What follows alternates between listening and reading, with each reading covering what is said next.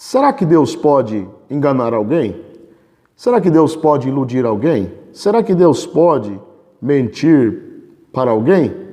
Eu sou o presbítero Rogério Lourenço, você está no canal Hermenêutica em Foco. Eu quero desejar a você que a graça e a paz do Senhor Jesus esteja convosco e após a vinheta eu vou te explicar essa questão.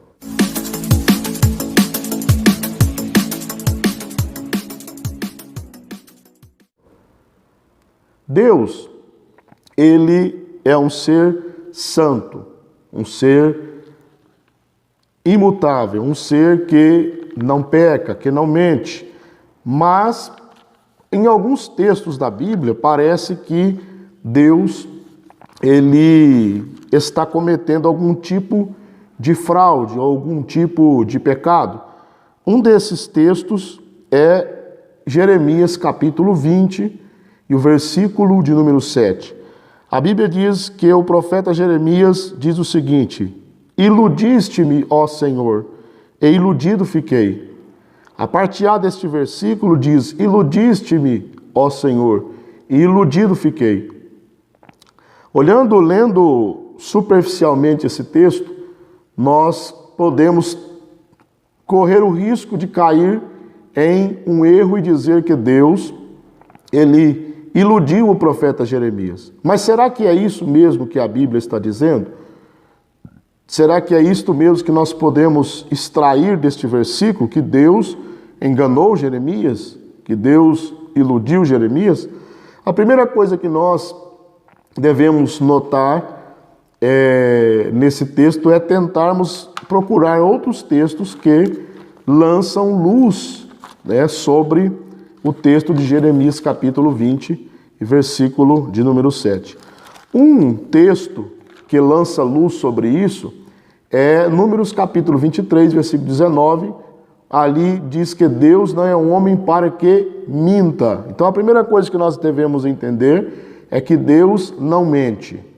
Tá?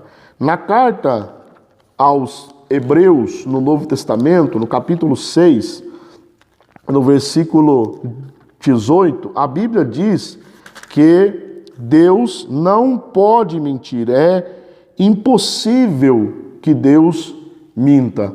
Então, a primeira coisa que nós devemos entender é que Deus não mente. A segunda coisa é entender o verbo no hebraico que foi usado para traduzir para o português. É o verbo patá. O verbo patá, ele pode ser traduzido também como convencer.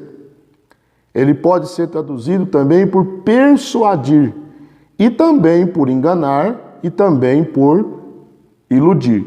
O que vai nos dizer, qual palavra, qual tradução usar, qual verbo usar para a tradução, é o contexto, o contexto do imediato, o contexto do livro, o contexto geral, o contexto das escrituras. Então, a Almeida Revista e Corrigida, que é a versão que eu estou usando, ela traduziu como o verbo iludir. A Nova Versão Internacional, ela traduziu como o verbo enganar.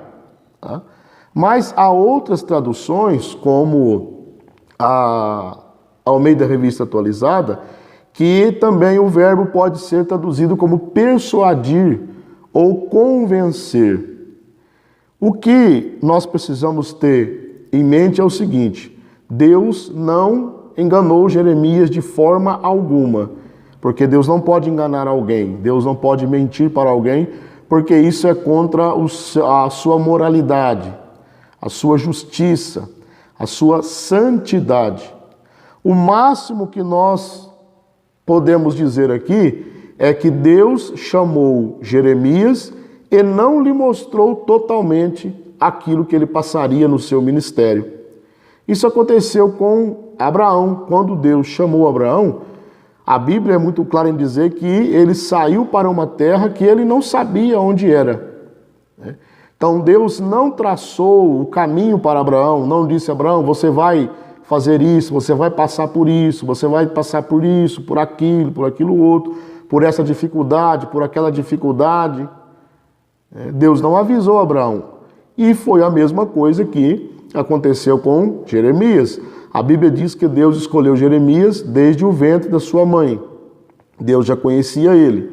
Porém, ao chamá-lo para o ministério, Deus não revelou as dificuldades que ele iria passar. E Jeremias, como homem, como ser humano frágil, ele está agora fazendo um certo tipo de questionamento. Uma outra coisa que nós devemos entender é que Jeremias não está acusando a Deus, lutando com Deus, não, ele está expressando a sua fragilidade,